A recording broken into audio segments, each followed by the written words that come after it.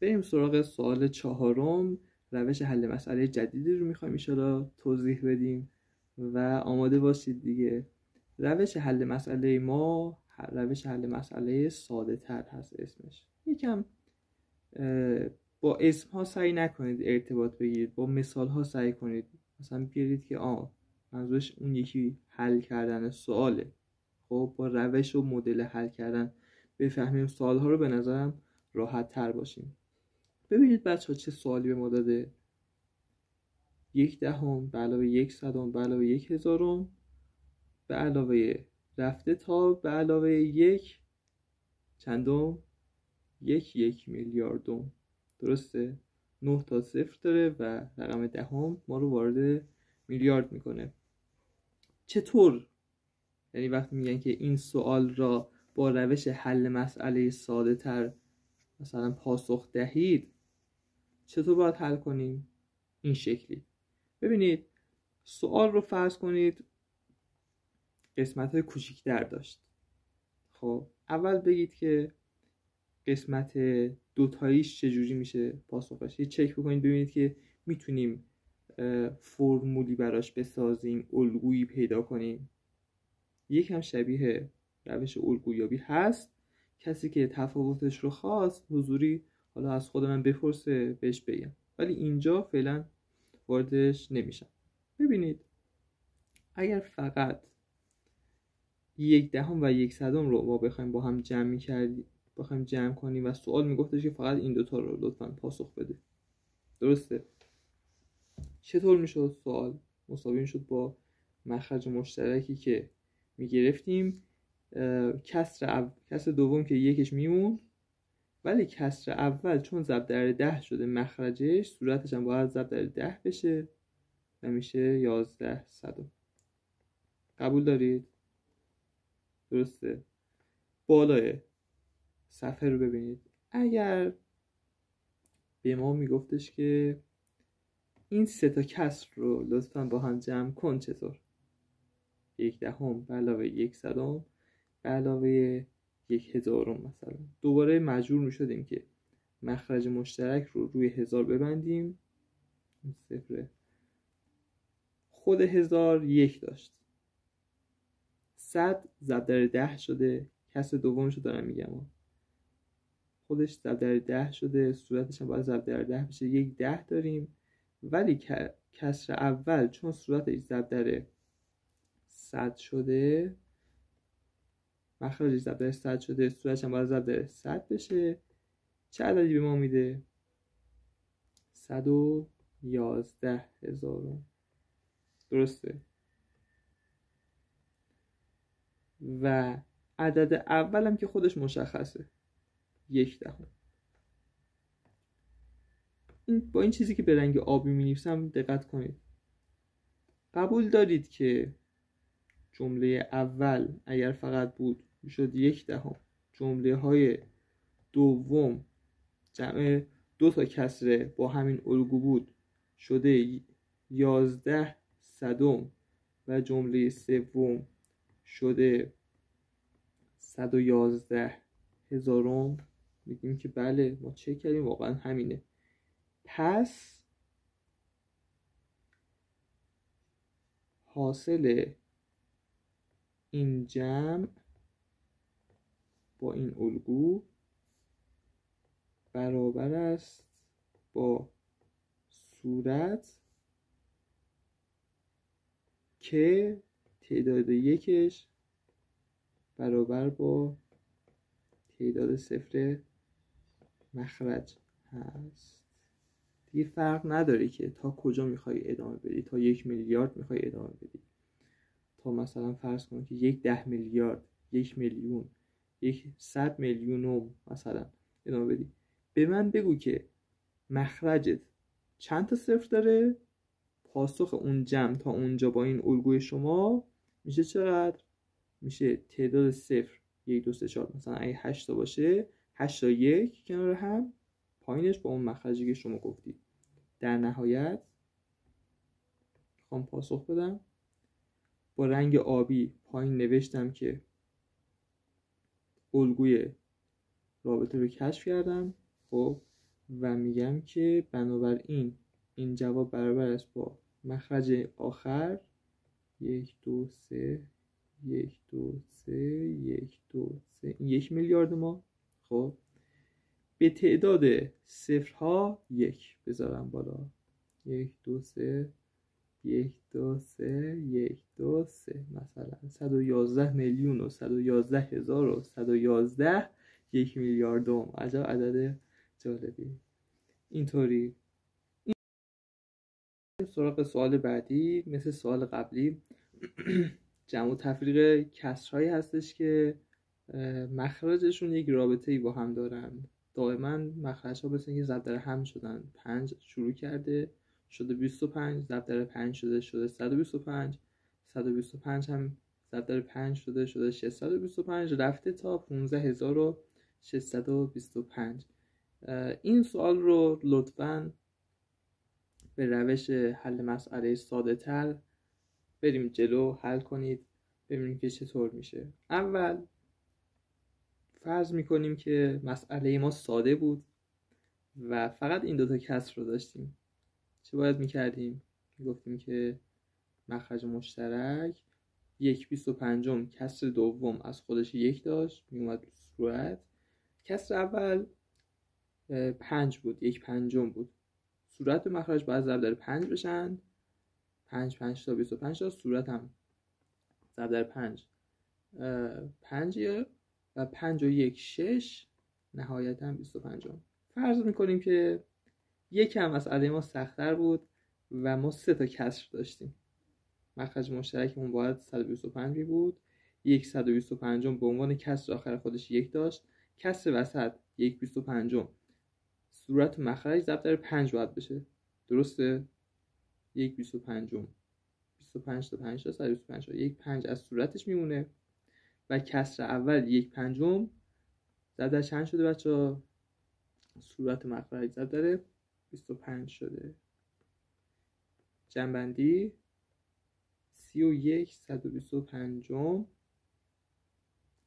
من این قسمت رو پاک کنم و یکم دیگه سخت‌تر اینه که بگیم اگر 4 کسر می بود جوابش چقدر میشد. خدا کنه بتونیم یک رابطه ای رو با مخرج کشف کنیم، ترجیحاً با مخرج بزرگتر آخر.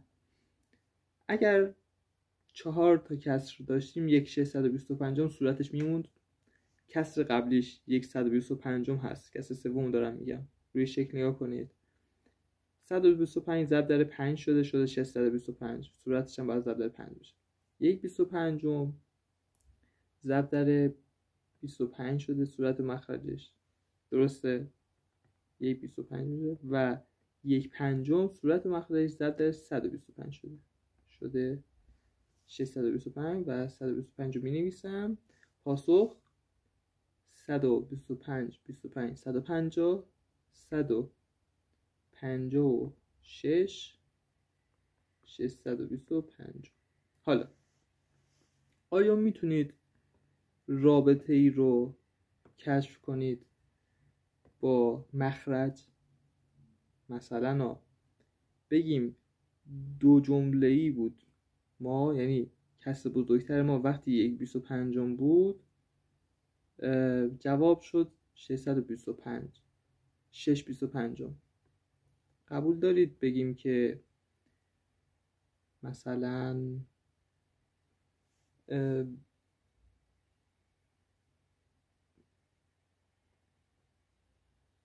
25 منهای 1 تقسیم بر 4 25 منهای 1 تقسیم بر 4 خود مخرج آوردیمش توی فرمول منهای 1 تقسیم بر 4. این خب جواب میده برای کسر دوتاییمون، جمع دوتاییمون. برای جمع ستاییمون چی؟ 125 رو اگر ما منهای 1 کنیم تقسیم بر 4 کنیم جواب میده 125 تقسیم منهای 1 124 تقسیم بر 4 میشه چقدر؟ 4 تا 121 4 3 تا 120 تا 4 یکی هم 4 تا. بله داره جواب میده. برای اینکه مطمئن بشیم روی آخری هم امتحان بکنیم. مخرجش چقدره؟ 625 منهای 1 تقسیم بر 4 625. آیا جواب میده؟ 624 میشه. 624 رو تقسیم بر 4 بفرمایید. 2 رقم 15 تا 60 تا 2 تا 4 تا 6 تا 156 625 و درسته. پس فرمول رو ما به دست آوریم. کافیه که شما اگر اینجا کسرت n بود n رو منهای 1 کن تقسیم بر 4 کن برای به دست آوردن این جواب ها. خلاصه عوض نشیم از سوال. حالا پاک میکنم این قسمت ها رو. این قسمت رو پاک کنم که حواسمون باشه. حالا ما با سوال اصلی مواجه هستیم. مسائل ساده تر رو رفتیم جلو، به یک فرمولی رسیدیم. میریم سراغ مسئله اصلی که اگر اول میرفتیم سراغش واقعا بیچاره شده بودیم. حالا کافیه که شما بگید 15625 هست این 15625 رو منهای 1 کن تقسیم بر 4.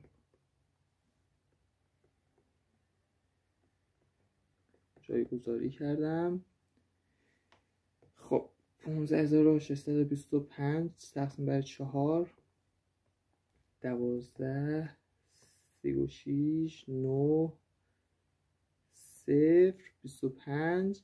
فکر میکنم جواب بشه یک صفری اینجا 3900 جواب میشه چقدر؟ 3906 15625. کسر سخت در اومد. خب این سوال یکم با حتی فونتش هم با سوالای قبلی فرق میکنه. یکم خودتون ببخشید اینجا یه منها کم داره گویا. خب و فرق دومش غیر از فونت اینه که بین کسرها منها هست، همینطور کم شدن داریم. لطفاً این سوال رو به روش حل مسئله ساده تر حل کنید. چرا؟ چون اگه اول خودمون بریم سراغ این سوال که ناامید میشیم. خب لطفاً بیاید ببینید که میتونید با مخرج ها، با عددهای داخل مخرج میتونید ارتباطی برقرار کنید یا نه. چون ظاهراً عددهای مخرج به یک ترتیب منطقی رفتن جلو. درسته؟ اول فرض میکنیم که رنگ سبز رو بده. اول فرض میکنیم که همین دوتا جمله بود.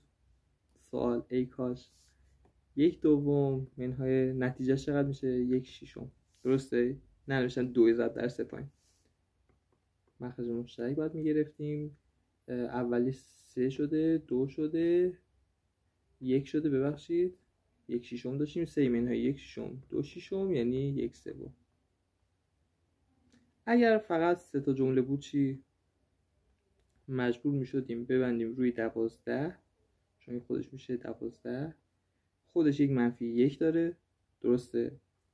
کسر دوم که منفی هم هست ضرب داره این که خودش 6. درسته بچه‌ها؟ این 6. صورت مخرج باید ضرب در 2 بشه. یه منفی 2 میاد براش و کسر اول فقط مثبت ها. حواسمون باشه. این 2 هست ضرب در 6 شده. این هم ضرب در 6 میشه 6. 6 منهای 2 منهای 1 3/12 و 1/4. نظرتون چیه؟ الگوش چیه به نظرتون؟ به نظر میاد که کافیه ما به کسر آخر نگاه کنیم. درسته؟ به عدد آخر نگاه کنیم و یه 1 بالاش بذاریم. گوش بده. اگر فقط 2 جمله بود اینجا، درسته؟ جواب چقدر شد بچه‌ها؟ 1/3. درسته؟ اگر تا اینجا بی بود چی؟ جواب چقدر در اومد بچه‌ها؟ فقط 4 آخر رو بگیر. درسته؟ پس در نهایت میریم سراغ سوال اصلی. یه توضیح فقط بدید. مثلا اینجاها که اینو به دست آوردید بگید که عدد آخر مخرج در جواب تکرار می شود، که ما یا هر کسی دیگه که جواب شما رو میخون متوجه بشیم که کلید حل سوال رو فهمیدید. یه تیک میزنید مثلا و میریم سراغ سوال اصلی. در نتیجه این برابر است با 1/50. و اینم سوال 6. بریم سراغ سوال 7. به ما گفته که این سوال رو لطفاً با روش حل مسئله به زبان ساده تر حل کنید. کسی نره سراغ روش های دیگه. میدونیم که بعضا بچه‌ها ابتکار دارن، شاید بعضیا حفظ کرده باشن فرمول اینها، ولی ما الان میخوایم به روش حل مسئله ساده تر بگیم. یعنی چی؟ یعنی اول میریم سراغ کل این جمله واقعا صادقانه به دستش آورده، میگیم که آقا واقعا سخته. میگیم چیکار میکنیم؟ میگیم که اگر فقط این 2 تا جمله بود چی؟ اگر فقط این 3 تا جمله بود چی؟ بعدش اگر این 4 تا بود چی؟ شاید تونستم یک رابطه ای کشف کنم. درسته؟ ببینید بچه‌ها، اگر فقط 2 و 4 بود جواب میشد 6. اگر فقط 2 4 و 6 بود جواب میشد 12. و اگر فقط این 4 تا بود 2 به علاوه 4 به علاوه 6 به علاوه 8 جواب میشد 20 دیگه. درسته؟ 8 و 2 آخر، 6 و 4 وسط، 2 تا 10 20. میتونید رابطه ای کشف کنید؟ یعنی اگر 2 جمله داشتیم اینجا میشد 6، اگر 3 جمله میداشتیم شده 12، 4 جمله این سوال رو میداشتیم و همین سبک سوال 4 جملهش به ما میدادن جوابش میشد 20. 2 3 4. میتونیم بگیم جواب این مثلا 2 ضرب در 3 هست. 2 رو از چیز گرفتم از 2 جملهش گرفتم. تو این یکی جواب میده. اینجا 3 جمله جمع کردیم، 3 رو ضرب در مثلا 4 کن. یعنی فرمولمون بشه n در n به علاوه 1. برای آخری هم جواب بده فکر میکنم کار بکنه. اینجا 4 تا جمله داریم، میتونیم بگیم که 4 در 4 به علاوه 1 یعنی 5. بله، فرمول این سوال رو کشف کردیم. فرمول مسائل ساده تر کشف شد. با یه علامت خنده میریم سراغ مسئله اصلی. اینا رو باید بنویسید. من دارم پاک میکنم به خاطر اینه که مثلا بریم سراغ مسئله اصلی و اینها. خب پایین فرمول مسئله ساده تر رو در 2 جمله‌ای، 3 جمله‌ای و 4 جمله‌ای کشف کردیم. بنابر فرمول کافیه که بگید عدد آخرتون چقدره. 100 در 100 به علاوه 1 میشه پاسخ ما. یعنی 101 2 تا صفرم جلوش 10100. خدا رو شکر بابت این سوال و فکر کنم که کافی باشه.